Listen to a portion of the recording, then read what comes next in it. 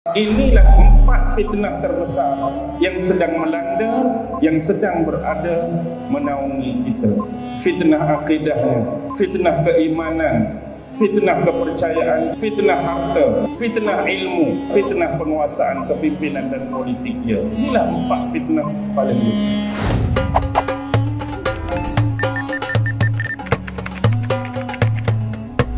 A'udzu billahi minasy syaithanir rajim.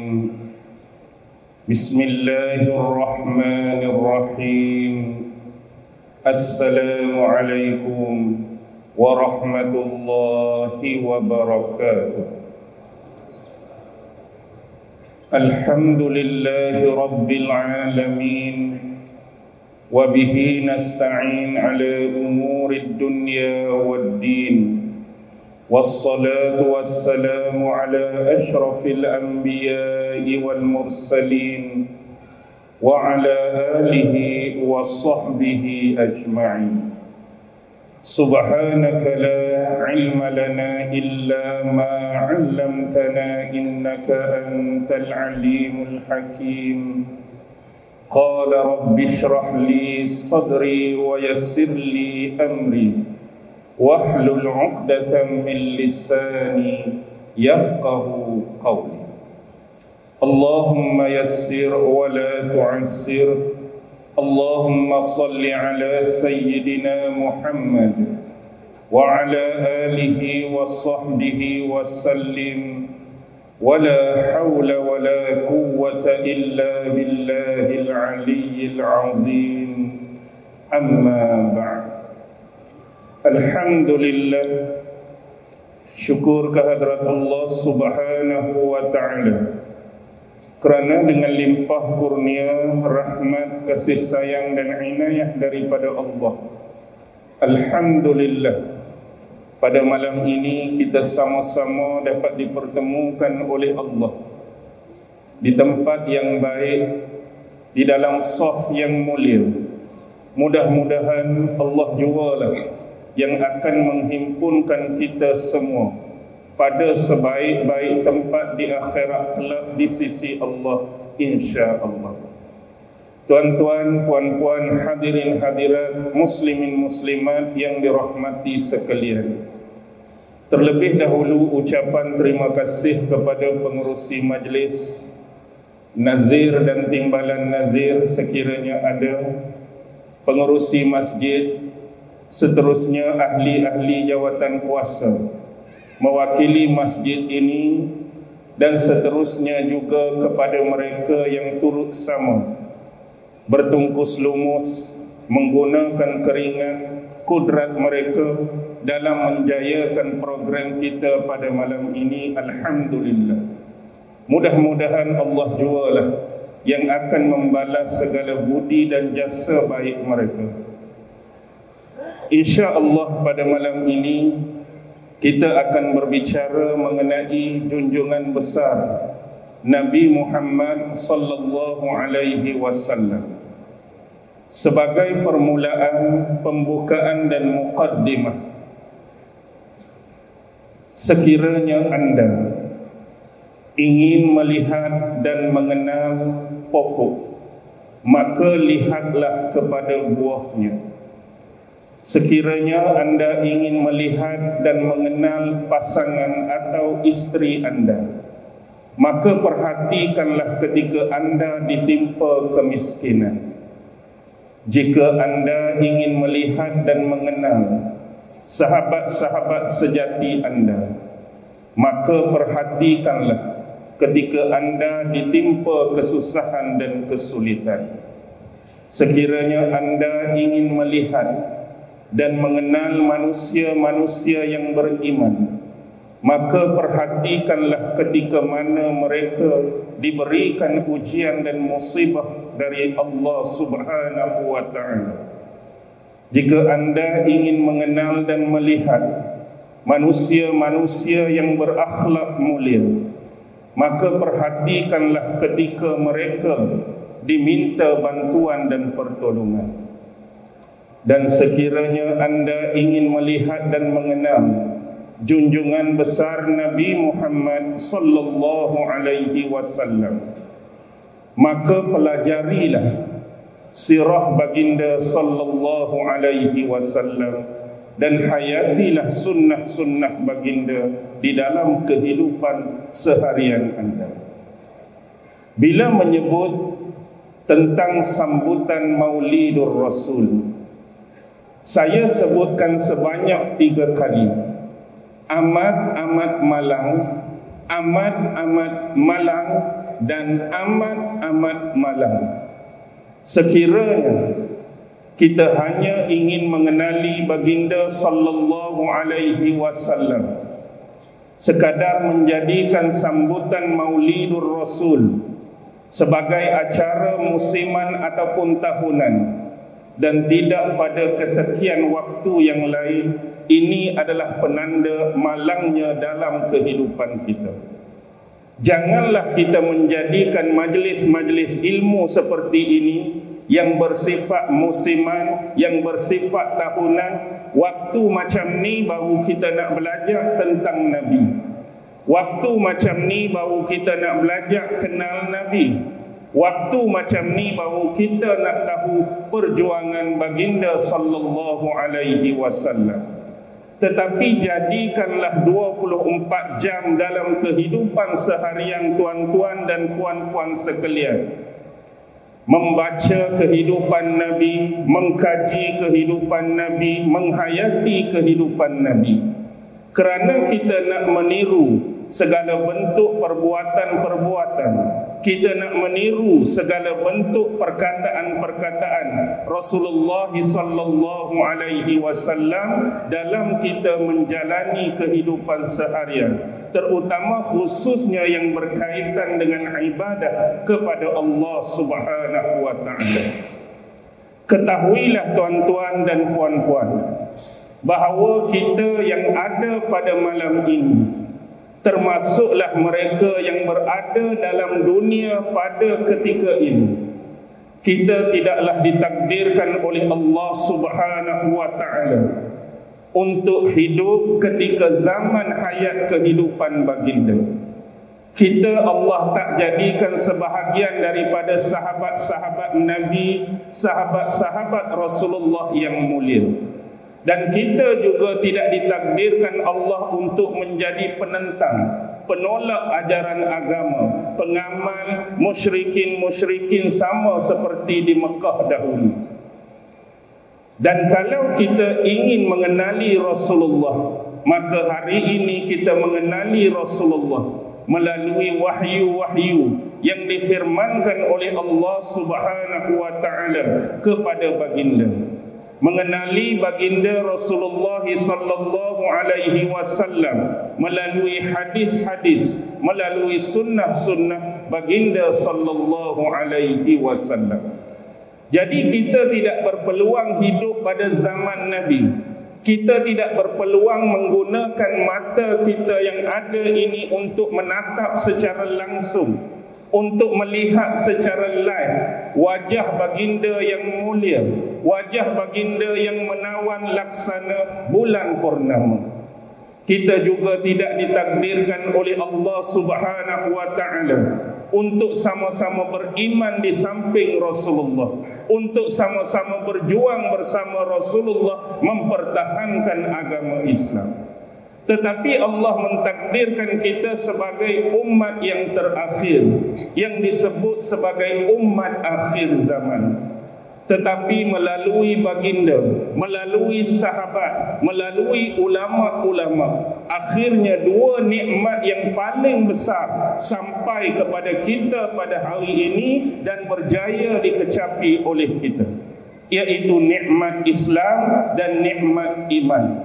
Tidak ada 2 nikmat yang paling besar yang dianugerahkan oleh Allah Subhanahu wa taala kepada kita semua pada malam ini.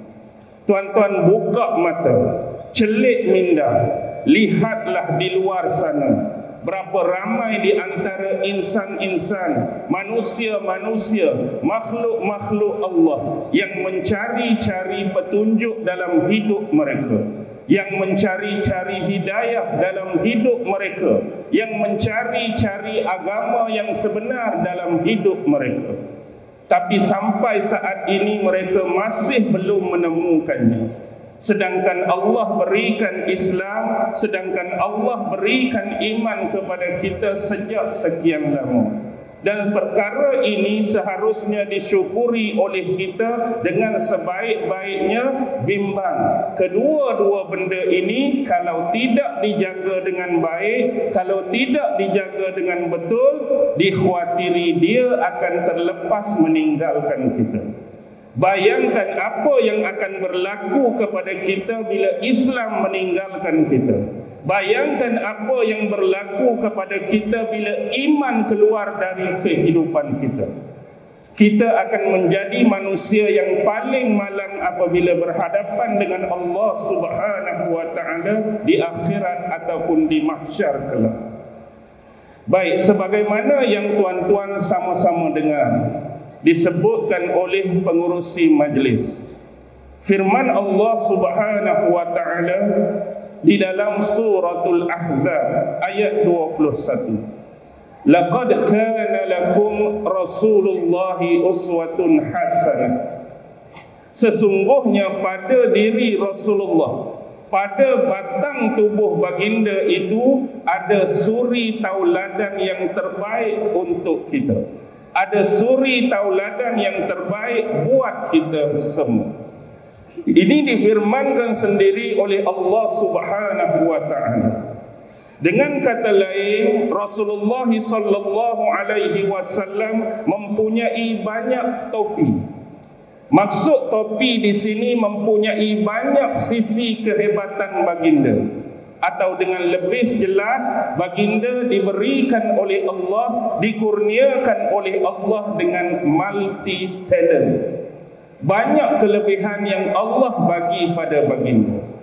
Kalau kita pada hari ini rajin, cuba belik-belik, cuba baca-baca kitab-kitab sirah yang dikarang oleh ulama-ulama besar, yang dikarang oleh ulama-ulama muktabar, maka kita akan temui ciri-ciri istimewa yang disebut multi-talented ini pada diri baginda.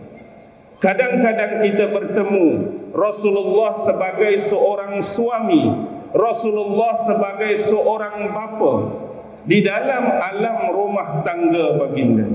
Baginda adalah seorang bapa yang hebat, baginda adalah seorang suami yang hebat. Dan terkadang kita berbicara mengenai kehebatan Rasulullah sebagai seorang sahabat kepada sahabat-sahabat baginda yang lain. Bagaimana Rasulullah sebagai role model terbaik menunjukkan perkataan-perkataan terbaik, menunjukkan perbuatan-perbuatan terbaik, menunjukkan akhlak-akhlak dan etika terbaik kepada para sahabat baginda. Tak terkecuali bila kita melihat sisi Rasulullah sebagai seorang pendakwah. Bukan sahaja kepada sahabat-sahabat yang sebelum ini bergelar non-Muslim. Sahabat-sahabat sebelum ini termasuk di dalam golongan musyrikin mungkin.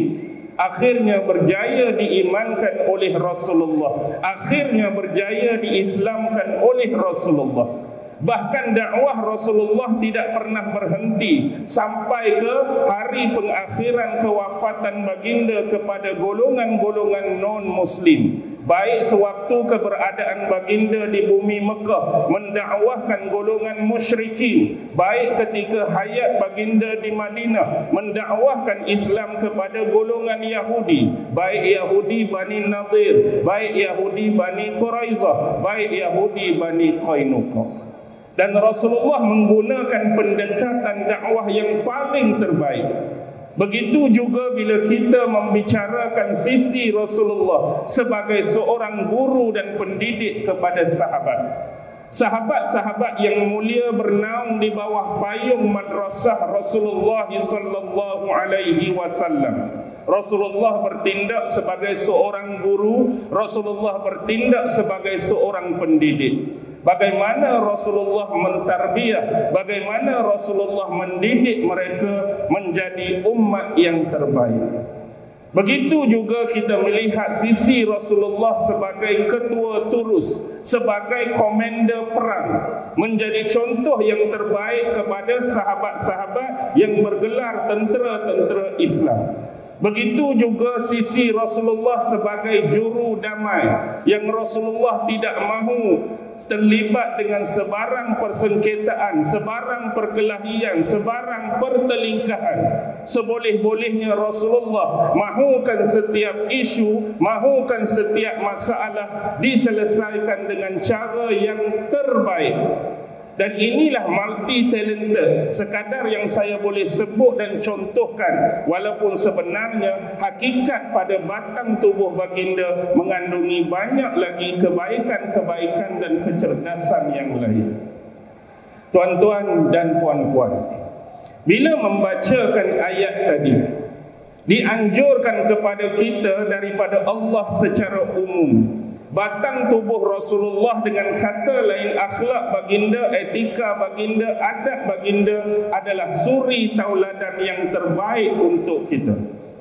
Tidak ada satu pun manusia yang pernah dijadikan oleh Allah yang terbaik dari segala sifatnya, yang terbaik dari segala perangainya, yang terbaik daripada segala akhlaknya. Sama ada yang melibatkan tutur kata, yang melibatkan fi'il, perangai dan perbuatan. Tetapi kita selalu menjadikan ayat ini sebagai hujjah untuk mengajak, menyeru dan mendakwakan saudara-saudara Islam yang lain agar mengikuti Rasulullah dengan kekhususan mengikuti sunnah Nabi. Baca ayat ni, baca dalil ni, kita akan cerita pasal ikut sunnah Nabi. Kita akan cerita bagaimana sunnah Nabi dari sudut Nabi makan. Kita akan cerita sunnah Nabi dari sudut Nabi minum, dari sudut Nabi berpakaian, dari sudut Nabi beribadah, dari sudut Nabi berniaga, dari sudut Nabi bermuamalah. Tetapi kita harus melihat kepada satu benda, konteks ayat ini. Ayat ini adalah ayat daripada surah Al-Ahzab. Benar kita boleh mengambil hujah dan dalil tadi secara umum untuk mengajak, menyeru dan berdakwah, menyeru orang lain mengikuti sunnah Nabi. Ya, terbaik. Tetapi kita harus juga melihat sebagaimana yang saya sebut konteks ayat ini dan konteks surah ini. Ini adalah surah Ahzab, ini adalah surah perang. Dan dia lebih kepada meniru gaya hidup Nabi, meniru sunnah-sunnah Nabi dalam taklukan kepimpinan. Bagaimana Rasulullah sebagai seorang pemimpin menunjukkan kepimpinan beliau kepada sahabat-sahabat dalam cara yang terbaik. Sebelum perang Ahzab berlangsung sebagai contoh, bagaimana Rasulullah mengajak sahabat-sahabat untuk bermusyawarah. Tentang apa Rasulullah mengajak sahabat-sahabat senior, sahabat-sahabat besar bermusyawarah tentang bagaimana cara untuk mempertahankan bumi Madinah daripada serangan tentera-tentera Ahzab. Walaupun mungkin Rasulullah mempunyai pemikiran sendiri, Rasulullah ada pendapat sendiri, Rasulullah ada idea sendiri yang akan baginda kemukakan. Tetapi sikap dan didikan Rasulullah tidak pernah membunuh ruang, tidak pernah menolak ruang, tidak pernah menafikan pandangan-pandangan dan saranan-saranan daripada sahabat baginda. Lalu akhirnya secara ringkas kita sedia maklum, yang dipilih secara musyawarah dan diterima dengan baik oleh Rasulullah ialah pandangan dan pendapat daripada sahabat Salman Al-Farisi, iaitu cara, sistem, metod, manhaj pertahanan gaya orang-orang Parsi, iaitu dengan cara menggali lubang, gali parit.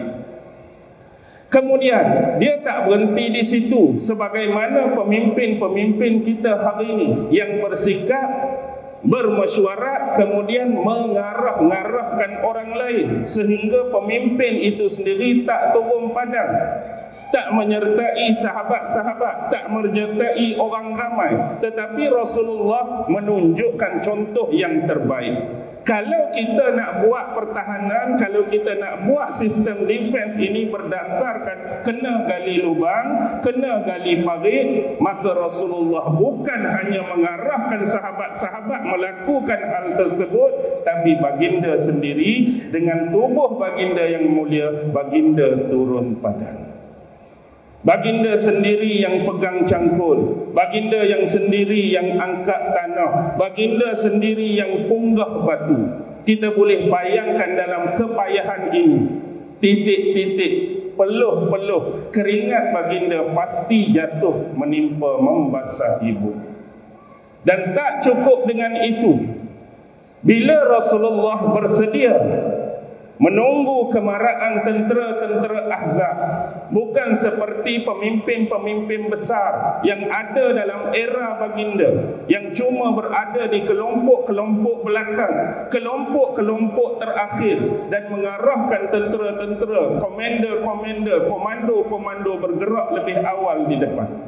Tetapi baginda sendiri, batang tubuh baginda sendiri yang berada di antara barisan yang paling depan, sebagai contoh terbaik, sebagai suri tauladan yang terbaik kepada sahabat-sahabat baginda. Dan bagaimana dalam peperangan Ahzab, Rasulullah dan sahabat sendiri ditimpa kekurangan makanan, ditimpa kekurangan minuman. Bukanlah sahabat-sahabat saja yang sanggup berlapar, tapi Rasulullah dalam keadaan kenyang. Bukan sahabat-sahabat yang sanggup berdahaga dan haus, dan Rasulullah dalam keadaan tidak kehausan, tidak. Tetapi Rasulullah sendiri merasai apa yang dirasa oleh sahabatnya. Dengan kata lain, Rasulullah sendiri merasai apa yang dirasai oleh umatnya pada ketika itu. Laparnya mereka, maka lapar juga Rasulullah. Dahaganya mereka, maka dahaganya Rasulullah. Risau dan runsingnya mereka, risau dan runsingnya Rasulullah melebihi apa yang menjadi kerisauan dan kerunsingan mereka. Itulah Rasulullah. Itulah juga ditonjolkan dalam ayat ini dari sudut kepimpinan Rasulullah sallallahu alaihi wasallam. Tanpa kita menafikan, ayat ini boleh dijadikan hujah dan dalil secara umum untuk mengajak orang lain mengikuti dan menghayati sunnah Nabi Muhammad sallallahu alaihi wasallam. Setiap para nabi, setiap para rasul dalam zaman mereka, mereka membawakan agama yang sama. Mereka menyerukan akidah yang sama, dan mereka membawa jalan yang sama, iaitu Islam. Dan Islam mengarahkan semua umat sepanjang sejarah, sepanjang tamadun, sepanjang peradaban, sepanjang pentas dunia ini mengarah kepada tauhid lillah. Mentauhidkan Allah dan menyingkirkan segala bentuk kemusyrikan kepada Allah. Segala bentuk khurafat, segala bentuk dongengan-dongengan, segala bentuk sesuatu yang sengaja direnovasi dan diada-adakan dalam agama. Itulah Islam. Dan sampai ke Nabi dan Rasul yang terakhir sekalipun, itulah yang cuba dibawa dan didakwahkan oleh baginda. Bila berhadapan dengan golongan manusia-manusia yang mensyirikkan Allah Subhanahu wa ta'ala. Jadi untuk itu, saya nak mengajak tuan-tuan dan puan-puan kepada satu ayat yang cukup pendek, iaitu di dalam surah yang ke-18 di dalam Al-Quran. Satu surah yang kita jadikan sebagai sunnah bacaan pada setiap hari Jumaat selain daripada surah Yasin, iaitu suratul Kahfi. Dalam surah Al-Kahfi, tuan-tuan dapat melihat sebagai contoh ayat yang ke-6, bagaimana Rasulullah begitu mengambil berat tentang keadaan umat baginda, melebihi baginda mengambil berat tentang diri baginda. Ini satu contoh yang terbaik yang Rasulullah tunjukkan.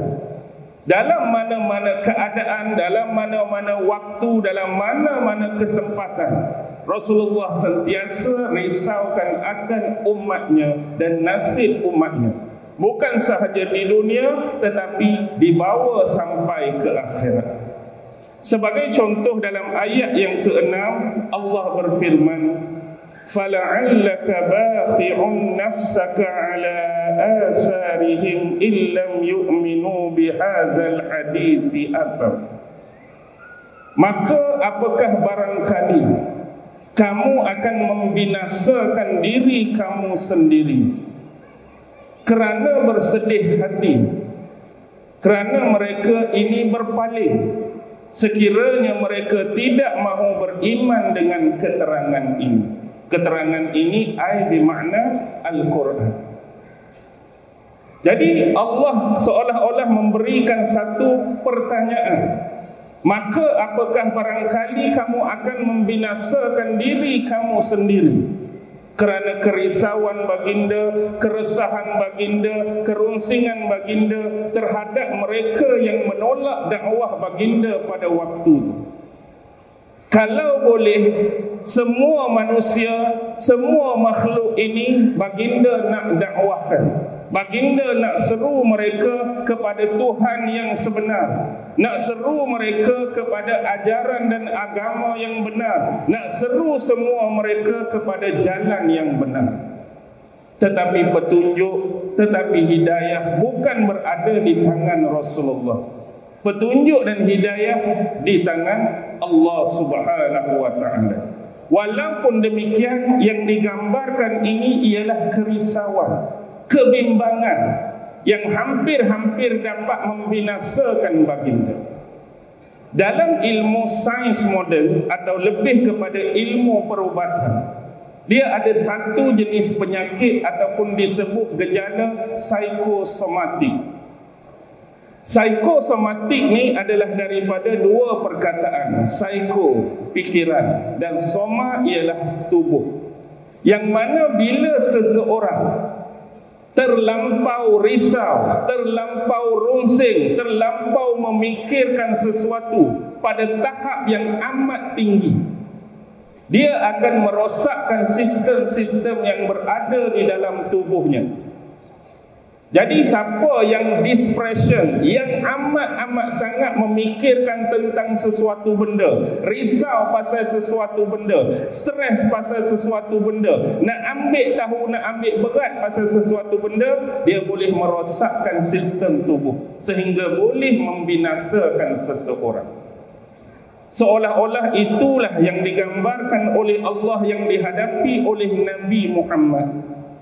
Tapi kita hari ini, walaupun sekadar pendakwah, orang nak dengar, orang tak mau dengar, kita kata dengan bahasa biasa, ikut pi dia lah. Kita tak rasa. Dia nak tadah telinga, tak mau tadah telinga, ikut dia lah. Tugas aku bagi pengajaran, tugas aku bagi ceramah. Ya. Kita tak boleh nak paksa orang untuk celik mata pandang dan lihat kita. Kita tak boleh nak paksa orang untuk buka telinga dia dengar ceramah daripada kita.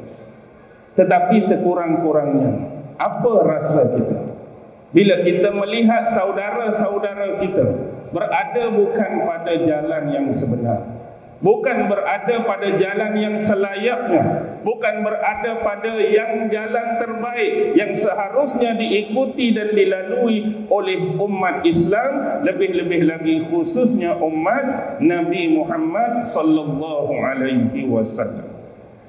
Baik, ayat pendek yang saya nak kongsi ialah ayat yang ke-13. Ayat ni pendek, tuan-tuan selalu baca. Nahnu naqussu 'alaika naba'ahum bil haqq innahum fityatun amanu bi rabbihim wa zidnahum huda. Jadi untuk memahami ayat ini, tuan-tuan perlu melihat 3 ayat ke belakang. Ini ayat 13. Jadi kita terpaksa baca ayat ke-10, ke-11 dan ke-12. إذ أوى الفتية إلى الكهف فقالوا ربنا آتنا من لدنك رحمة وهيئ لنا من أمرنا رشدا. Dan ingatlah peristiwa ketika mana para pemuda Para pemuda yang disifatkan Allah sebagai mempunyai iman di dalam diri mereka, yang kita sebut sebagai Ashabul Kahfi, yang Inggeris sebut the Seven Sleepers. Ilal Kahfi, bila mereka ini menuju ke arah gua, yang mana mereka ini telah menjadi kejaran tentera-tentera kerajaan, raja yang zalim, raja yang ganas, raja yang taghut pada waktu itu, iaitu Maharaja Dicyanus. Kerana nak menyelamatkan, mempertahankan iman mereka daripada bersekongkol, daripada hanyut dengan gelombang taghut dan kemusyrikan pada waktu itu, mereka menjadi kejaran tentera-tentera kerajaan. Lalu begitulah dalam setiap zaman, setiap waktu, manusia-manusia yang beriman, manusia-manusia yang senantiasa menjaga iman, dalam keadaan mana pun mereka tetap manusia biasa. Hatta orang yang tak ada iman, hatta orang yang beriman, bila situation, bila condition, bila keadaan dihambat dan dikejar tentera kerajaan, mungkin akan tertangkap, mungkin akan digari, mungkin akan diikat, mungkin akan dipenjarakan, dan lebih jauh terbayang mungkin akan dihukum dengan hukuman bunuh dan sebagainya. Bila ini dalam bayangan dan minda, pastinya ada perasaan risau, rungsing, takut dan sebagainya. Maka sebagai sifat manusia yang beriman, maka tempat yang terbaik untuk mengadukan permasalahan, mengadukan situasi, keadaan dan condition kita ialah Allah Subhanahu wa ta'ala. Lalu mengangkat tangan, doa dipanjatkan kepada Allah, Rabbana atina min ladunka rahmah. Wahai Tuhan kami, berikanlah, kurniakanlah kepada kami rahmah yang datang dari sisi khazanah-Mu. Wahayyi lana min amrina rasyada, dan berikanlah kemudahan serta pimpinlah kami di dalam urusan agama kami.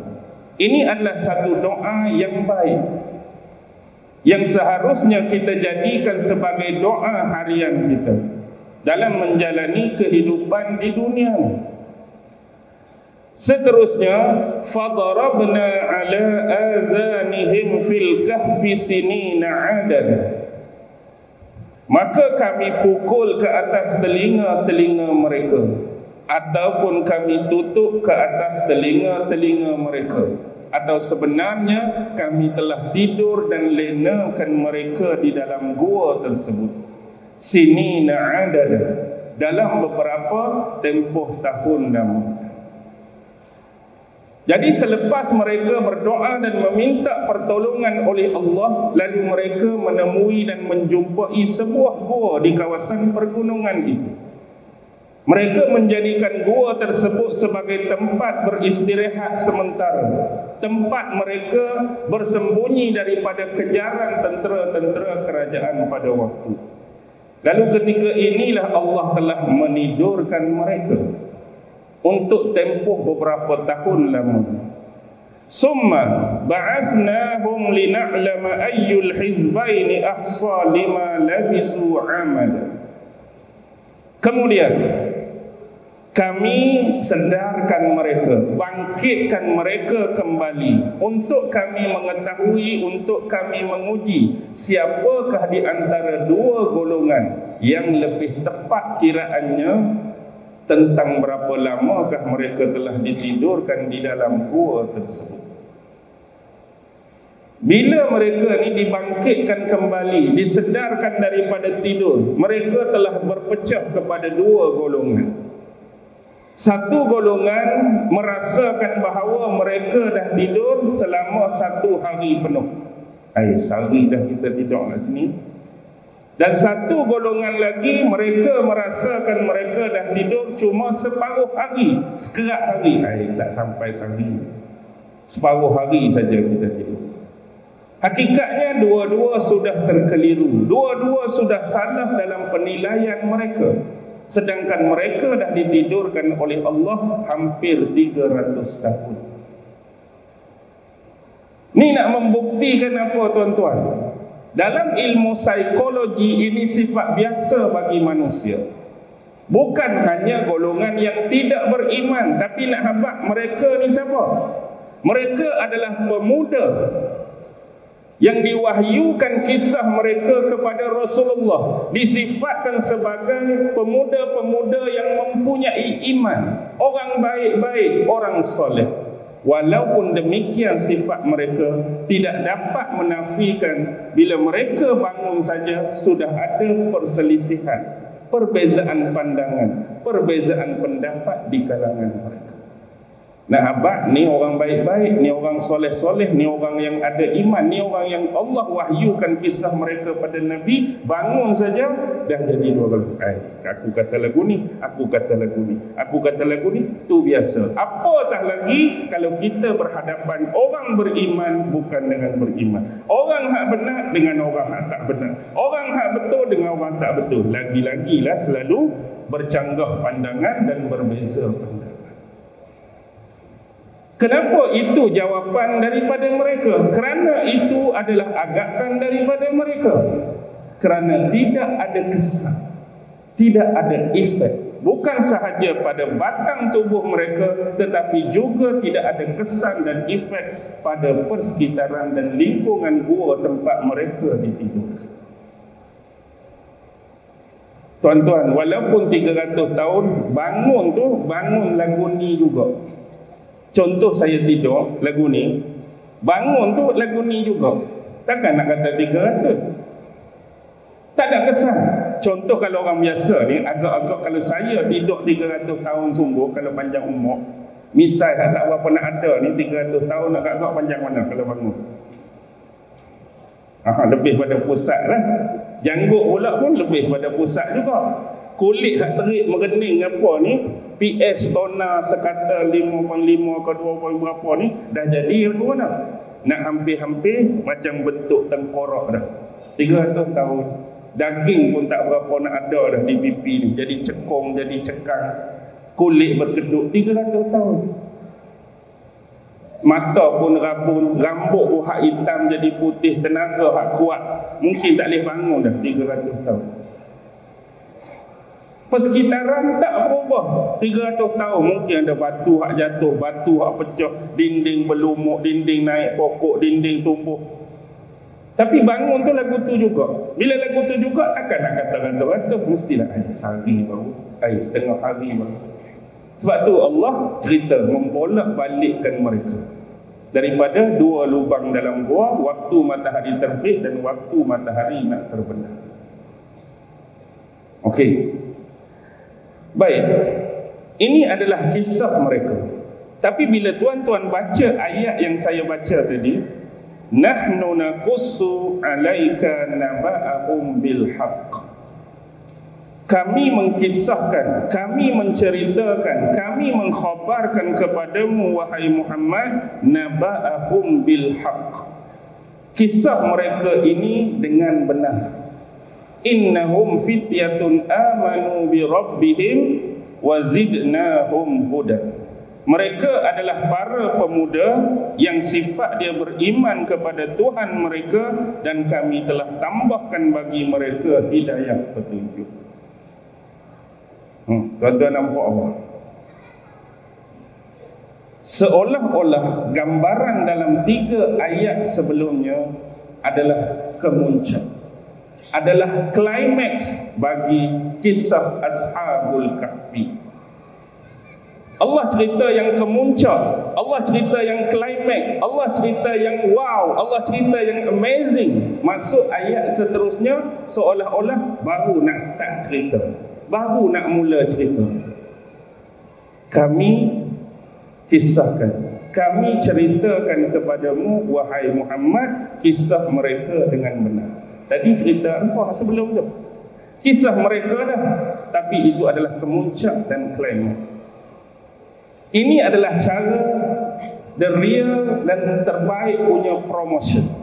Tuan-tuan, kalau kita hari ini Satu-satu pengarah dia nak buat filem baru, satu-satu pengarah dia nak mengeluarkan karya baru, maka bila filem tu siap, sebelum dia nak tayang di pawagam, untuk menarik minat para penonton hak akan pergi tengok, hak tak tengok ke, atau sekadar saja-saja, benda yang menjadi perkara yang jadi keperluan hari ini apa dia? Pernah dengar trailer filem? Bukan trailer hak punggah lori beras tu dah. Tak ada 18 tu trailer juga. Trailer filem apa maksud dia? Trailer filem ni panjang ke pendek? Pendek ya.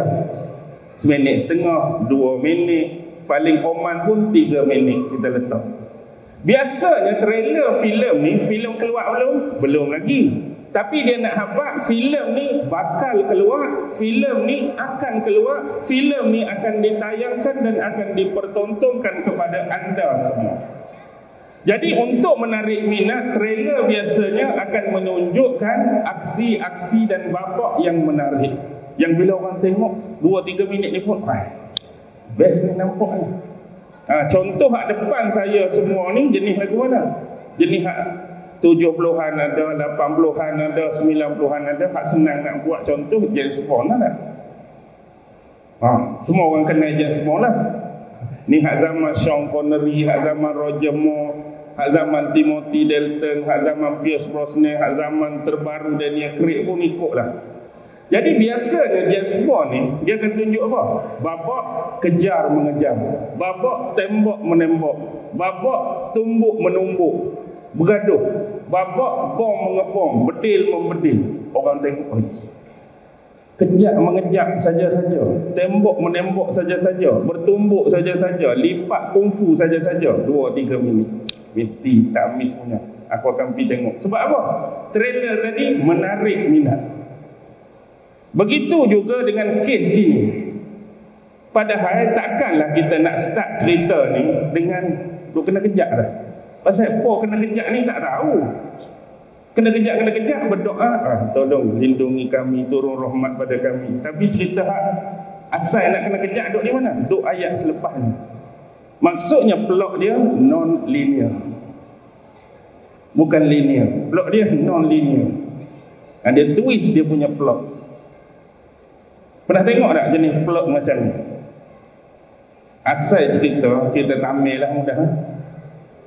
Mula-mula start cerita tu, hero terus bunuh bos penjahat. Pelik cerita ni. Selalu bos penjahat tu kalau cerita tamil 3 jam, 2 jam 58 tu baru dia kena bunuh. Ni baru 1 minit 2 minit, bos kena bunuh dah. Hak tu dia tunjuk. Tapi masuk minit seterusnya, dia plot twist tu, dia pergi ke zaman 20 tahun yang lampau. 20 tahun lampau, rupanya kampung hero tu kena bom kat kawan ni. 20 tahun lepas, perempuan-perempuan kampung dia kena rogoh dekat kawan ni. 20 tahun lepas, semua lelaki-lelaki dan pemuda kampung dia kena bunuh. Dia seorang saja terselamat tu pun kerana berok, tak ada jamban masa tu, berok tepi sungai. Orang lain kena bunuh, balik berok tu mati habis. Balas dendam. Cerita dia balas dendam, rupanya plot hak dia tunjuk di depan tu akan ada balik. Cuma dia tunjuk hak tu dulu, kita jadi takkan bos mati awal. Ini pun sama. Kerana apa? Dia nak menarik minat kita. Dia nak merangsang kita untuk terus mengikuti kisah ni. Nampak hebat dah. Berdoa, Allah tidurkan, Allah bangunkan, tak jadi apa, mesti menarik lagi ni hak lain ni. Teruslah. Baik, nampak benda tu. Allah sebut di belakang frasa yang pertama tu, naba'ahum bil haq, kisah mereka dengan benar. Adakah kisah lain yang diwahyukan pada Nabi tak benar? Cerita Nabi-Nabi dan Rasul ni tak sungguh? Cerita-cerita dalam Quran hak lain tak betul? No. Tetapi tuan-tuan, kita harus ingat, sebelum turunnya ayat-ayat dalam surah Al-Kahfi, sumber penurunan ayat ni yang kita sebut asbabun nuzul, sebab-sebab turun ayat ni pada Nabi, tuan-tuan rasa, saya rasa tuan-tuan tahu dah kan? Pasal apa ayat-ayat ni turun pada Nabi? Sebab ada 3 soalan yang diajukan pada Nabi. Bagaimana 3 soalan ni bermula? Sampai satu tahap musyrikin di Mekah, mereka jadi blur, mereka jadi samar, mereka jadi keliru. Bila mereka ni lawan Nabi dalam tempoh yang lama, tentang Nabi dalam tempoh yang lama, akhirnya mereka jadi blur lagu mana? Kalaulah kita ni hari-hari lawan Muhammad, hari-hari cabar Muhammad, hari-hari tuduh dan label Muhammad, hari-hari tentang Muhammad. Kalaulah katakan Muhammad hak kita duk lawan, hak kita duk tentang, hak kita duk tuduh, hak kita duk label itu, dia itu sekadar Nabi ataupun Rasul atas dakwaan dia semata-mata. Dia bukan Nabi, dia bukan Rasul, tapi dia hanya dakwa dia Nabi, dia hanya klaim dia Rasul. Kalau itulah keadaannya, rasa sedap belah kita. Sebab apa kita lawan? Nabi yang bukan sebenar. Sebab apa kita tentang? Rasul yang bukan sebenar. Tapi lagu mana dalam kita duk lawan hari-hari, tentang hari-hari, label hari-hari, tuduh hari-hari, dia Nabi dan Rasul hak sebenar. Oh, kalau lagu tu berat belah kita tu. Jadi nak tahu lagu mana? Nak tahu, tak ada panduan, tak ada manual. Kalau kita naikkan salasilah, kalau kita naikkan susu galur, antara Nabi dan Rasul yang paling hampir dengan mereka pun sejauh Nabi Ibrahim dan Nabi Ismail. Tak ada dah melalui jurai ini kecuali Nabi dan Rasul yang terakhir, iaitu Muhammad. Tapi siapa yang boleh mereka tanya tentang persoalan kebenaran Nabi dan Rasul yang membawa risalah ini? Tak lain dan tak bukan ialah ulama dan rabbai Yahudi di Madinah. Kerana mereka adalah Bani Israel. Kerana sinonim Bani Israel, ramainya Nabi-Nabi dan Rasul di kalangan mereka. Bahkan 3 kitab sebelum ni diturunkan kepada bangsa mereka. Baik Taurat Musa, baik Zabur Daud, baik Injil Isa. Mereka ada kitab sebagai panduan. Mereka banyak tahu kisah dan riwayat Nabi-Nabi dan Rasul sebelum mereka. Jadi kita pergi tanya dia. Maka dihantarlah 2 orang duta, 2 orang utusan yang kira dianggap paling akademik, paling terpelajar mereka. Siapa? Nadhar bin Haris dan Uqbah bin Abi Mu'ayth. Pi 2 orang ni cerita lebih kurang tentang Muhammad. Muhammad ni siapa? Apa dakwaan dan pengakuan dia? Apa perkataan-perkataan yang dia dah keluarkan? Akhlak dia lagu mana? Budi bicara lagu mana? Tutur kata lagu mana? Adab dengan orang lagu mana? Ini Muhammad. Tapi dia mengaku dia dakwa dia ni Nabi dan Rasul. Kalau kamu nak tahu dia Nabi dan Rasul sungguh, bawa balik 3 soalan ni, tanya dekat dia. Kalau 3 soalan ni dia boleh jawab, maka dia adalah Nabi dan Rasul yang sebenar. Kalau dia tak boleh jawab 3 soalan ni, dia hanya Nabi dan Rasul sekadar dakwaan dan claiming dia saja. Ringkas cerita, bawa balik. Soalan yang pertama berkaitan sekumpulan pemuda yang beriman yang ditidurkan oleh Allah di dalam sebuah gua. Ini dia. Yang kedua berkaitan dengan seorang raja yang menguasai timur dan barat, yang melang buana melakukan perjalanan yang jauh. Dan yang ketiga dalam surah Isra, wa yas'alunaka 'anir ruh qulir ruhu min amri rabbi. Mereka bertanyakan tentang urusan ruh. Jadi ini adalah jawapan daripada Allah kepada Nabi Muhammad daripada 3 soalan tadi. Soalan yang pertama tentang pemuda beriman yang ditidurkan oleh Allah di dalam sebuah gua. Bila soalan tu datang pada Nabi, Nabi boleh jawab ke tak boleh jawab? Nabi boleh jawab ke tak boleh jawab? Nabi tak boleh jawab. Nabi tak ada ilmu tentang 3 soalan tu. Nabi tak ada pengetahuan tentang 3 soalan tu. Nabi tak ada information tentang 3 soalan tu. Ini menunjukkan Nabi Muhammad, Rasul terakhir pun tidak mengetahui hal-hal dan perkara-perkara yang bersifat ghaibiyah. Hak Nabi tahu Hak Nabi boleh cerita perkara-perkara yang bersifat ghaibiyah setelah diwahyukan oleh Allah kepada baginda melalui perantaraan malaikat mulia Jibril alaihi salam. Jadi bukti dia Rasulullah sentiasa menunggu-nunggu agar turunnya wahyu untuk memberikan jawapan kepada mereka. Ada riwayat sebut 15 hari 15 malam. Ada riwayat sebut paling lama 17 hari 17 malam. Daripada main ni, bagaimana? Boleh jawab atau tak boleh jawab? Nak jawab tak ada jawapan. Balik dulu, mari lagi. Boleh jawab tak boleh? Bayangkan 15 hari 15 malam. Tu pun kira sabak dah tu musyrikin tu. Kalau kita 3 kali badan makan penampak. Bagaimana ustaz? Boleh jawab ke tak? Tak apa, hang main esok, hang main esok. Mari esok lagi mana? Duk garu lagi. Tak apalah, main lusa pula. Kali ketiga tu orang tak nanya dah, boleh jawab tak? Tak makan melempak, tak makan menampak, makan menjempak. 3 hari ya. Ni kira lama. Akhirnya wahyu diturunkan. Itulah jawapan. Kenapa kisah mereka dengan benar? Sebab bila soalan ini ditanyakan pada Nabi, kemungkinan yang besar jawapan tentang yang disoal sudah ada pada mereka.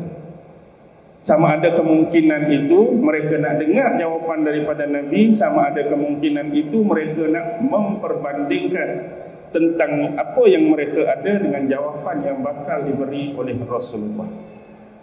Secara biasa, orang tak akan menanyakan atau mempersoalkan soalan yang dia sendiri tak tahu jawapan.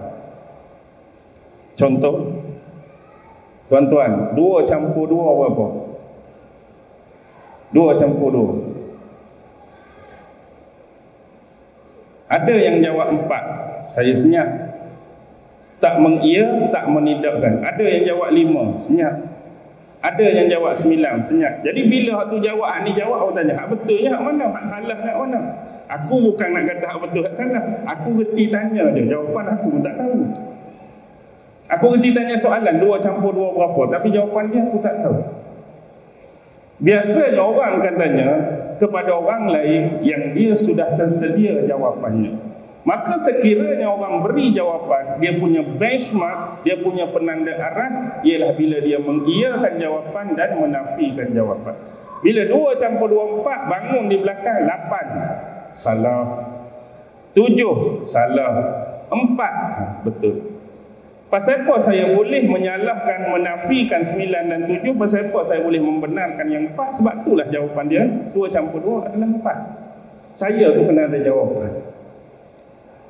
Jadi di sini, bila disebut pertanyaan daripada ulama Yahudi, kita perlu fikir satu benda, iaitu kemungkinan-kemungkinan riwayat yang ada pada mereka. Standard riwayat orang Yahudi ni biasanya sudah bercampur baur.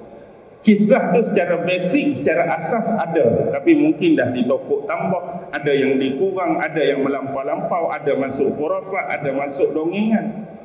Tapi bila soalan ini ditanya, jawapan yang Allah bagi cuma yang benar sahaja, yang betul sahaja yang aku nak cerita pada kamu. Okey, baik. Siapa mereka? Ni poin dia. Innahum fityatun amanu bi rabbihim. Mereka adalah para pemuda yang sifat mereka beriman kepada Tuhan mereka. Baik. Tema kita ialah, ni plot pertama. Tema yang Allah nak angkat ialah tema keimanan. Tema yang Allah nak angkat ialah tema tauhid. Tema yang Allah nak angkat ialah tema akidah dan kepercayaan yang sebenar, nak menolak kesyirikan, nak menolak khurafat, nak menolak bid'ah dan nak menolak renovasi dalam agama. Baik. Bila anda faham ini, inilah tema sebenar yang Allah nak angkat, sifat berimannya para pemuda itu terhadap Tuhan mereka. Sebab dalam surah Al-Kahfi, maklum bagi kita ada 4 plot. 4 plot. Pada kisah Ashabul Kahfi adanya plot fitnah pada akidah, fitnah pada iman. Plot yang kedua adalah kisah 2 penghuni kebun, 2 pemilik kebun. Fitnah pada harta, fitnah pada dunia, fitnah pada material. Plot yang ketiga, Nabi Musa, Nabi Khidir. Fitnah pada ilmu, fitnah pada pengetahuan, fitnah pada information. Yang keempat, Zulkarnain, Ya'juj Ma'juj. Fitnah pada kepimpinan, fitnah pada penguasaan, fitnah pada politik. Kalau tuan-tuan sedar dan tuan-tuan faham, inilah 4 fitnah terbesar yang sedang melanda, yang sedang berada menaungi kita sekarang. Fitnah akidahnya ada, fitnah keimanan, fitnah kepercayaan, ya. Fitnah harta, godaan dunia, material, ya.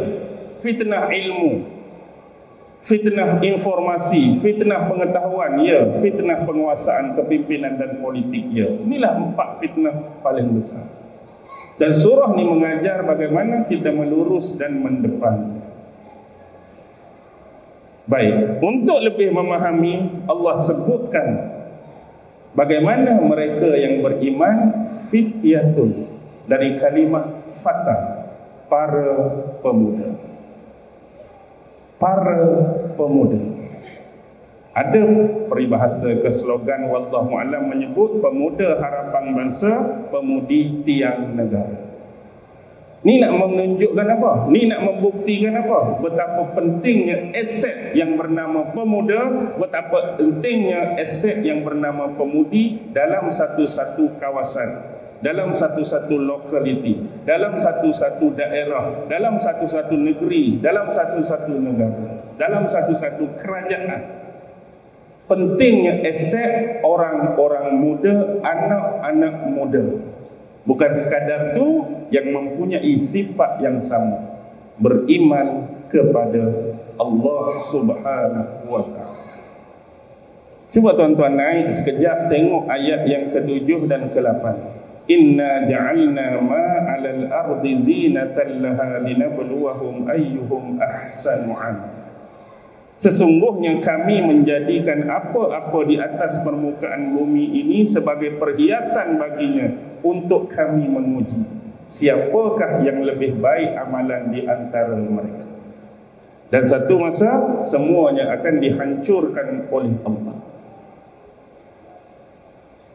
Tuan-tuan, sifat kepemudaan dan sifat kepemudian ini mengapa penting? Kerana golongan muda lah. Kerana golongan muda lah yang paling mudah terbuka dan terdedah dengan segala bentuk godaan dunia. Bukan hak tua tak kena, kena juga. Tapi nak apa? Orang muda lah yang paling mudah terdedah, terbuka dengan godaan dunia, dengan hambatan materialism, dengan kemasyhuran, dengan kepopularan. Ni orang jenis orang-orang muda. Tengok hari ini saja-saja, masing-masing berlumba nak menunjuk dan menonjolkan populariti mereka, kemasyhuran mereka, kekayaan mereka, kehebatan mereka.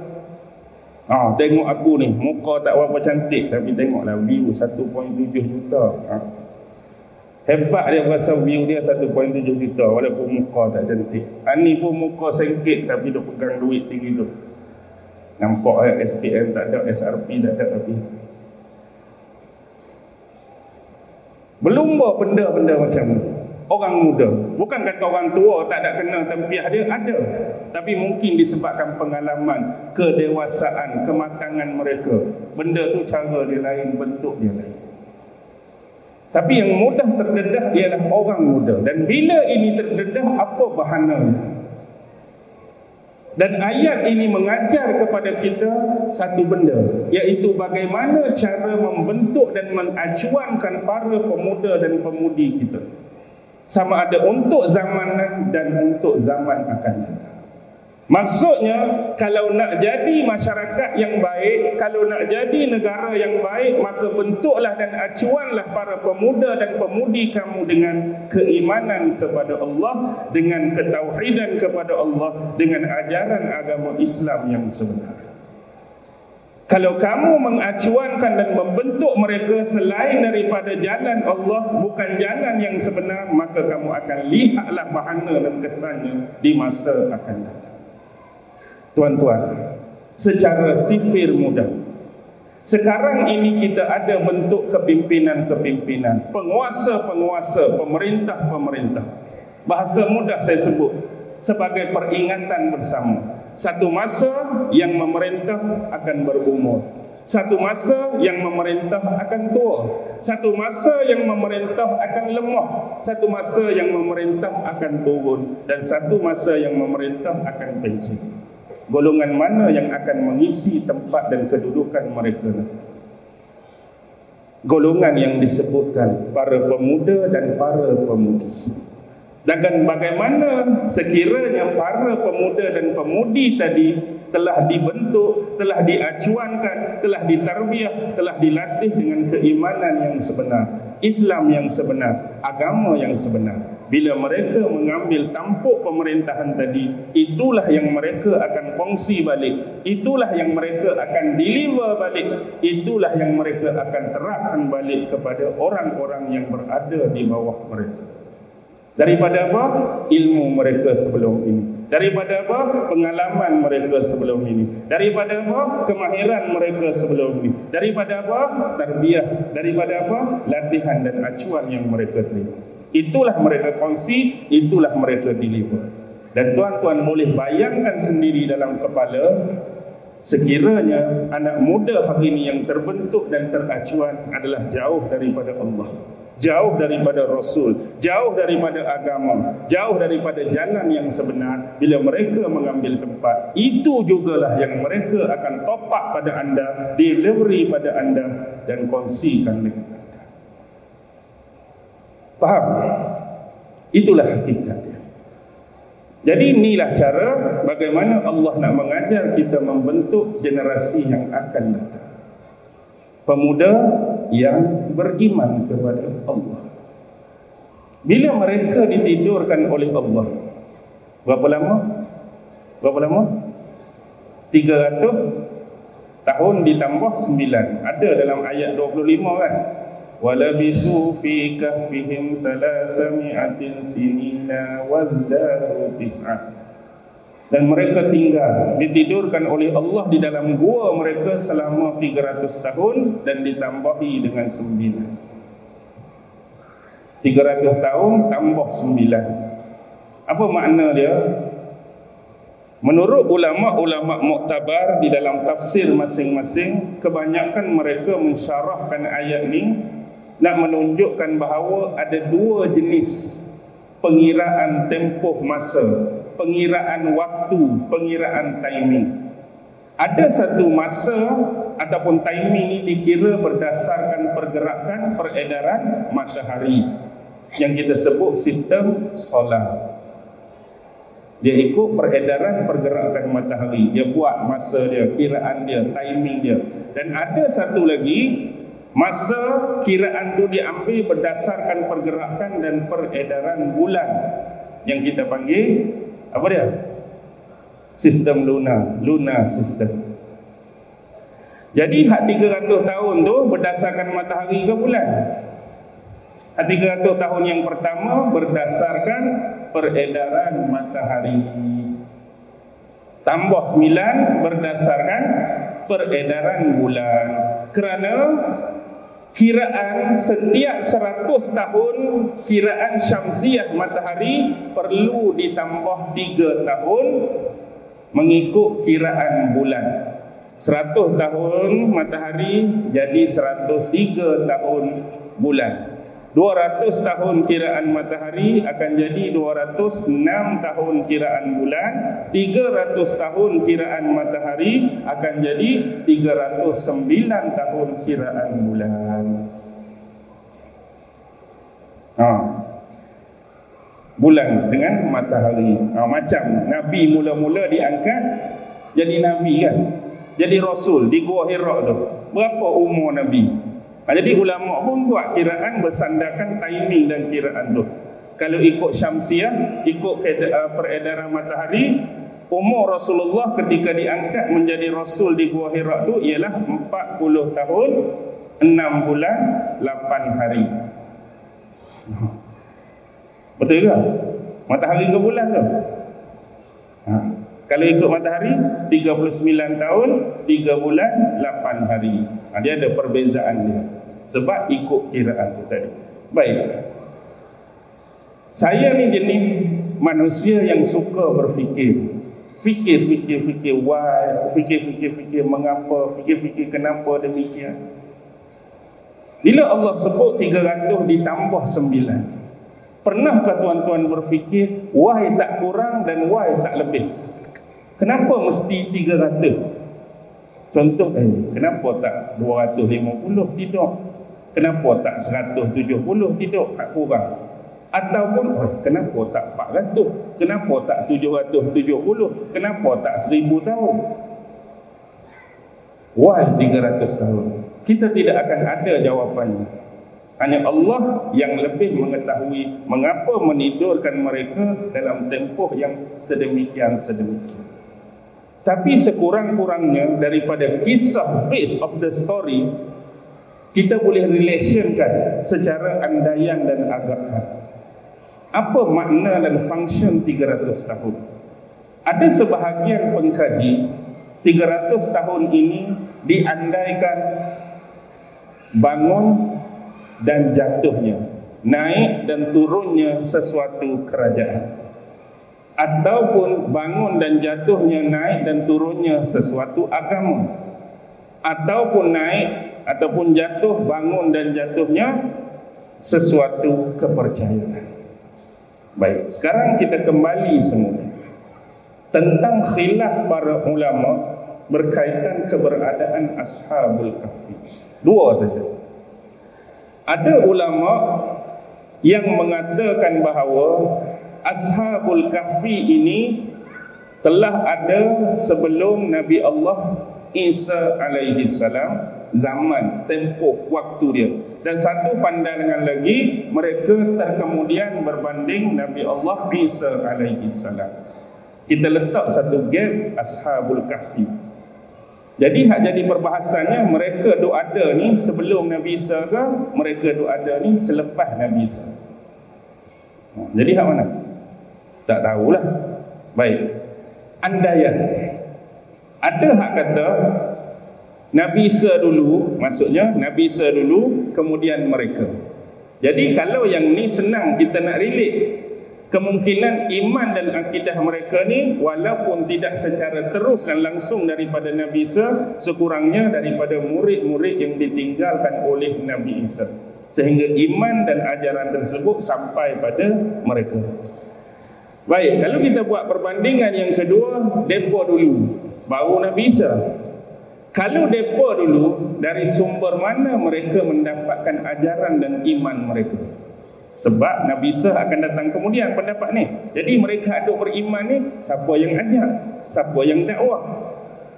Jadi di sinilah sebahagian ulama kata, kalaulah orang-orang Yahudi tanya soalan ni dan dia melibatkan orang-orang Nasrani, nescaya Yahudi tidak akan meriwayatkan kisah. Maksudnya kalau benda ni berkait dengan pengikut-pengikut Nabi Isa, kalau benda ni berkait dengan orang-orang Nasrani, orang Yahudi tak akan ambil cerita ni, tak akan ambil tak akan ambil riwayat. Sebab Yahudi amat bertentangan dengan Nasrani. Jadi dokongan ini membentuk bahawa mereka dulu, Nabi Isa kemudian. Lagu mana plot tu? Bila mereka dulu, Allah tidurkan mereka 300 tahun. Tak tahulah 100 tahun di depan ke, 100 tahun di tengah ke, 100 tahun terakhir ke. Pandangan kedua, waktu inilah Nabi Isa tu dilahirkan oleh Maryam. Nabi Isa membesar, Nabi Isa berdakwah, Nabi Isa difitnah, Nabi Isa diangkat kembali. Dengan kata lain, bila Maryam melahirkan Nabi Isa, mereka duduk tidur. Bila dia meningkat remaja, mereka duduk tidur lagi. Bila dia berdakwah, duduk tidur lagi. Nabi Isa duduk tunjuk mukjizat dekat Bani Israel, duduk tidur lagi. Kena fitnah, duduk tidur lagi. Angkat, duduk tidur lagi. Sebab antara kelahiran dengan diangkat kembali cuma 33 tahun. Kawan ni tidur 300 tahun. Jadi duduk mana-mana pun tak ada dengan mereka. Mereka duduk tidur. Cuma tak tahu 100 duduk depan ke 100 tengah ke dalam waktu 33. Cuma bila mereka bangkit balik, lapar, nak pergi beli roti di bandar, keadaan sudah berbeza. Raja hak zalim, hak kejak mereka tu tak ada dah. 300 tahun tuan-tuan, tak ada dah kawan tu pun. Almarhum dah. Ganti raja lain yang lebih adil. Masyarakat pula hak sebelum ni taghut, hak sebelum ni menyembah berhala, hak sebelum ni musyrik, masyarakat yang beriman. Allah dah tukar dalam tempoh ditidurkan mereka 300 tahun. Untuk melengkapkan kemungkinan dan andaian relation tadi, tengok. Hak sebelum dulu raja zalim yang mengarahkan rakyat dia dengan sistem taghut, menyembah berhala, mengorbankan haiwan korban diniatkan atas nama berhala, sujud tunduk dahi-dahi mereka di depan berhala. 300 tahun ditidurkan, 300 tahun lena, bila bangun ada perubahan tak? Hak zalim tadi dah jadi raja yang adil dan baik. Masyarakat yang taghut, masyarakat sembah berhala, masyarakat yang mengorbankan selain daripada nama Allah tadi dah jadi masyarakat yang beriman. Tempoh tadi dah menukar keadaan. Baik. Katakanlah hak hidup baik tu mengikuti ajaran Nabi Isa yang ditinggalkan oleh baginda. Kita yakin dan pasti baginda mengarahkan Bani Israel, baginda mendakwahkan mereka bertauhid hanya kepada Allah. Dirinya hanya Nabi dan Rasul, bukan Tuhan, bukan anak Tuhan. Ajaran yang sebenar berpandukan kitab yang diturunkan pada baginda, iaitu Injil. Tapi tuan-tuan perhati, hak elok ni, hak baik ni, 300 tahun kemudian apa jadi? 300 tahun kemudian apa jadi? Tuan-tuan pernah dengar persidangan Naisya 325 Masihi. 325 Masihi. Bayangkan, kita andaikan Nabi Isa lahir 1 Masihi, diangkat 33 Masihi. 325 ajaran baginda apa jadi? Bukalah Google, bukalah buku sejarah, cari persidangan Naisya, NICEA 325 Masihi. Naisya di mana? Hari ini dalam peta dalam wilayah Turki. Dulu dia bawah kerajaan Romawi Timur, Byzantine Timur. 325 Masihi, maharaja pada masa itu adalah Maharaja Konstantin. Apa yang berlaku tuan-tuan? Pada masa itu umat Nasrani atau kita sebut umat Kristian dah berpecah dalam dua aliran yang cukup kritikal dan besar. Satu masih lagi sama dengan ajaran asal, dan satu lagi menganggap Isa itu Tuhan, anak Tuhan. Baik, golongan yang pertama disebut golongan Arius. Arius ni asal nama orang, tapi Arius ni lagu mana pandangan dia? Isa cuma hamba Allah, pangkat dia Nabi, pangkat dia Rasul, dia bukan Tuhan, dia bukan anak Tuhan. Dan ini selaras dan mirip dengan ajaran asal. Manakala yang kontra, yang menganggap Isa sebaliknya, ada unsur Tuhan dan anak Tuhan Trinity itu, ialah golongan Athanasius. Athanasius ni ialah seorang penolong bishop di gereja Alexandria, gereja Iskandaria. Manakala Arius ni ialah seorang presbyter. Presbyter ni istilah dia ialah ketua majlis gereja, ketua agama di gereja di Popolis di Alexandria. Dia tu popular dan penting 318 Masihi. Okey. Sekarang dah ada perbezaan, dah ada dua aliran yang cukup ketara. Jadi untuk mengelakkan benda ni berlarutan, terjadinya pecah belah, terjadinya pertelingkahan, pergaduhan, pembunuhan, maka Maharaja Konstantin memanggil mereka. Seramai, ingat jumlah ni, 2048 oskup, pedri, orang-orang alim pada masa tu untuk membincangkan isu ni, nak cari kesatuan. Ni kata lagu ni, ni kata lagu ni, sakit kepala, bergaduh. Jadi kita nak cari satu kesatuan, kita nak gazet, kita nak stempel, hak ni akan terpakai seterusnya. Siapa hak selain pada hak ni dikira murtad ke, siapa selain pada ni dikira terkeluar ke, siapa ni bukan jalan yang sebenar. Nak cari hak satu. 2048 orang. Bincang punya bincang, hujah punya hujah, dalil punya dalil dibentang, akhirnya tak berkesudahan sehingga membawa kepada pengundian. Okey, angkat tangan siapa nak undi? Golongan Arius. Isa cuma manusia biasa, Nabi dan Rasul, bukan Tuhan, bukan anak Tuhan. Daripada 2048, 1730 majoriti. 1730 golongan Arius dan 318 golongan Athanasius, kata Tuhan, anak Tuhan. Secara pengundian ni siapa menang? Arius 1730 majoriti. Tapi Maharaja Konstantin dia ada tipu muslihat, dia nak jaga legasi politik dia pilih yang minoriti. Dia pilih yang minoriti yang 318, Isa tu Tuhan ataupun anak Tuhan, konteks Trinity. Itu yang golongan Arius ni nak marah ni. Sebab lama dah guru mereka hak tua dulu, Origen 250 Masihi dah dibunuh. Dan guru kepada Arius, Lucian yang berbangsa Libya tu 312 Masihi dibunuh. Lucian terbunuh, itulah Arius kemuncak menolak ajaran Trinity. Sehingga dia lawan dalam ni. Akhirnya dia sendiri pun kena bunuh dalam satu tipu muslihat 336 Masihi dia kena bunuh. Dia lahir 250 waktu guru paling tua Origen tu kena bunuh. Dia baru lahir 250. Persidangan ni dia ada 325, 336 dia pula kena tipu muslihat tali barut musuh sehingga dia pun kena bunuh sama seperti guru-gurunya sebelum ni. Tapi nahabat itulah dia. Tapi dia dapat sokongan saudara Konstantin tu.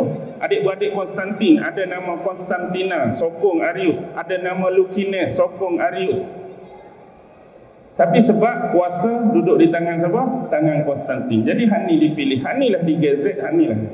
Jadi itulah konteks Trinity bermula.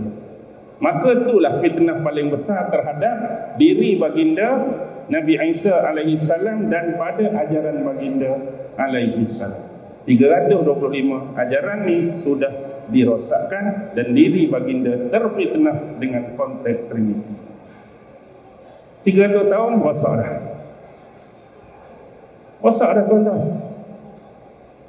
Baik, selepas ajaran ni rosak, lihat 300 tahun kemudian apa jadi.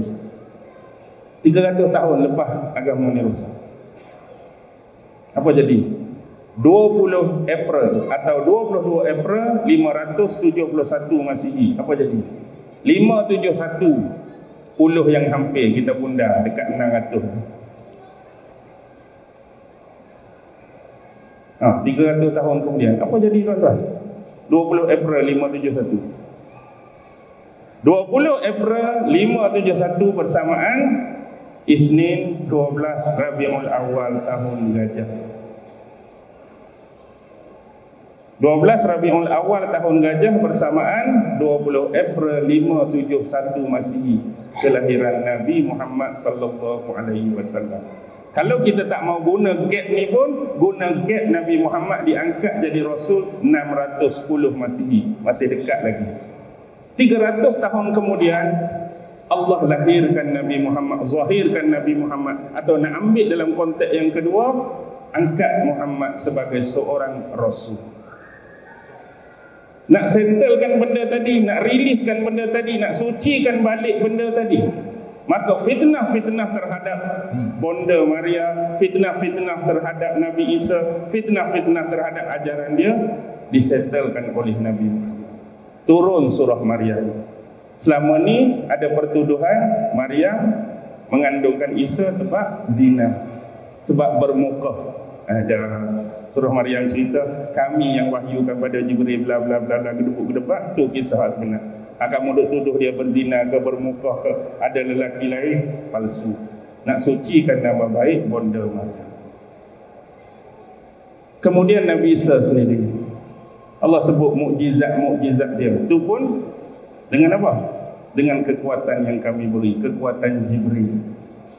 Dia boleh berubat, mata orang buta boleh tengok, ada bantuan Jibril. Menghidupkan orang mati, ada bantuan Jibril. Apa dia lagi? penyakit sopak, ada bantuan Jibril. Masa kanak-kanak dia boleh tahu mak kawan-kawan dia, mak budak tu simpan apa kan. Mak hang ada simpan buah apple tu. Betul ke? Kita tanya mak dia ada sungguh. Siapa abang hang? Isa abang. Dan abangnya terfitnah tentang mana? Terfitnah waktu disalib tu. Quran kata dia tidak dibunuh, dia tidak disalib, tetapi apa dia? Syubbiha, ditashbihkan, diserupakan orang lain. Dia telah kami angkat bersama kami. Mana kena fitnah pula disalib, di tiang salib. Nana dia sudah diangkat. Lepas tu habis dia naik, difitnah pula anak Tuhan lah. Dia tak ajak benda tu tu. Jadi Tuhan lah, anak Tuhan lah semua tu. Mari ayat inna masalah Isa indallahi kama sali Adam khalaqahu min turab. Nak bagi settle, nak bagi rilis. Nabi Muhammad dah menyempurnakan tugas baginda, risalah dakwah baginda. Sampailah usia 63 tahun dia diwafatkan oleh Allah. Dan agama itu telah sempurna menerusi ayat al-yauma akmaltu lakum dinakum wa atmamtu alaikum ni'mati wa raditu lakumul Islam dinan. Tapi tuan-tuan, apa berlaku 300 tahun kemudian? Lepas Nabi wafat, apa berlaku 300 tahun? Nabi sebut apa? Kurun aku adalah sebaik-baik kurun. Zaman aku adalah sebaik-baik. Maksudnya Rasulullah nak mengiktiraf apa? Zaman Nabi dengan zaman sahabat. Sebaik-baik kurun. Summal ladzina yalunahum summal ladzina yalunahum. Kemudian kurun selepasnya, kurun selepasnya. Maksudnya kurun pertama zaman Nabi, zaman sahabat. Kemudian kurun selepasnya, tambah 2 kurun. 1 kurun tambah 2 kurun. 3 kurun berapa ratus tahun? 300 tahun. Itu adalah the golden age, zaman keemasan. Zaman sahabat, zaman tabi'in, zaman tabi'in. 300 tahun Nabi meninggalkan, apa jadi? Tuan-tuan, apa jadi? Tuan-tuan boleh lihat dalam sejarah. Saya rangkum secara umum padahal ada aliran, ada mazhab bagi awal, cuma nak bagi senang cerita. Lepas 300 tahun masa inilah keluar Syiah lah, Mu'tazilah lah, Qadariyah lah, Jabariyah lah, Jahmiyah lah, Karomiyah lah, apa Yahya belakang tu dah mula keluar. Satu. 300 tahun selepas kurun terbaik. Tuan-tuan, 300 tahun dengan mudah menandakan bagi kita ialah, ni saya sebut faham betul-betul, dengar betul-betul. Kalaulah satu-satu ajaran, ni bayangkan botol ni ialah ajaran yang bukan sebenar, ajaran hak tak betul, ajaran hak salah, ajaran hak sesat, ajaran yang menyeleweng. Walaupun segala hak benda tak betul, hak benda tak kena duduk di dia, tapi kalau benda ni hari-hari dicucuk, hari-hari difiling, hari-hari kita kata disebut, hari-hari dimaksudkan, hari-hari didoktrinkan, hari-hari didogmakan, walaupun salah, walaupun sesat, walaupun menyeleweng, bila dia mengambil tempoh yang lama, dia akan menjadi satu akidah dan kepercayaan. Percayalah tuan-tuan, bila dia mengambil tempoh yang lama, apatah lagi beratus tahun. Secara umum nak bagi senang faham, kita tidak akan rasa yakin dan percaya pun bahawa Nabi Ibrahim dan Nabi Ismail dulu mengajarkan masyarakat di Mekah menyembah berhala, wal'iyazubillah. Tapi bila berhala start masuk di Mekah, asalnya dia ikut ajaran Ibrahim, asalnya dia ikut ajaran Nabi Ismail. Bila berhala masuk, bila kepimpinan Bani Khuza'ah berjaya mengambil pemerintahan daripada Bani Jurhum. Pemimpin pertama Bani Khuza'ah Amir bin Amru Al-Luhai. Dia inilah pemimpin pertama pergi ke Balqa. Balqa ni di mana? Di Syam, Mawar. Dia tengok orang di sana suka sembah patung, suka sembah berhala. Bila dia nak balik semula ke Mekah, aku nak balik Mekah ni, wak mai kat aku patung saya kuat. minta patung sekok, suka tengok orang sembah patung. Inilah sejarah kemasukan patung Hubal. Patung yang dibuat daripada batu akik merah, sempurna sifat, kepala sampai kaki kecuali terputus pergelangan tangan kanan. Balik mereka sepuh kembali dengan sepuhan emas. Letak di mana? Dalam Kaabah. Bila tiba musim haji, walaupun cara jahiliah, mereka akan keluarkan patung Hubal, letak depan pintu Kaabah. Lepas tawaf 7 kali, patung duduk situ. Mulalah berlaku memohon, menyeru, berdoa depan patung, minta depan patung. Lama kelamaan, bila budaya ni melekat, budaya syirik ni melekat, nak jumpa patung kena pergi Mekah, nak jumpa patung kena masuk Masjidil Haram. Kabilah ni buat satu patung, Bani ni satu patung, Hani satu patung. Ada dah patung sendiri, Lata ke, Manata ke, Uzza ke, apa ke. Jadi budaya ni betul ke tak betul ni? Tak betul. Salah ke salah? Salah. Syirik ke syirik? Bila beratus tahun dia akan anggap ini nenek moyang kita, tok kita dulu kan ni. Dan dia anggap tu adalah kebenaran, dia anggap itulah kepercayaan. Bila Allah zahirkan Nabi Muhammad, ni hak benar, ni hak betul, mari nak perbetulkan mereka. Salah. Sembahlah Allah sahaja, bukan meminta-minta di depan patung. Ni bentuk syirik. Siapa yang salah? Bangunlah golongan-golongan tua, Abu Lahab, Abu Jahal, Umayyah bin Khalaf. Siapa jadi salah? Nabi hak nak perbetulkan mereka tu jadi salah. Allah hang baru keluar kami ni, bukan kata hari ni tok kita duk sembah hak ni, moyang kita hak ni, hak ni. Nabi hak mari nak perbetul tu jadi salah dah. Sebab tu dah jadi pegangan, walaupun tu salah. Bahasa yang mudah. Bila saya sebut rangkaian aliran dan mazhab tadi, tuan-tuan, hak keluar tadi tu ni 2024. Kalau kita sebut Syiah dikatakan menyeleweng dan tersesat, 2024 dia ada lagi ke tak ada? Kita iktiraf dah di sisi Ahlussunnah wal Jamaah, sesat menyeleweng. 2024 patut ada ke tak ada? Dah kata sesat, siapa dia nak? Menyeleweng, siapa nak? 2024 duk ada lagi ke? Duk ada lagi, tuan-tuan. Masih didogmakan, masih didoktrinkan, masih diajar. Kata Mu'tazilah hak keluar dulu, kata sesat dan terseleweng pun 2024 ada lagi tak? Duk ada.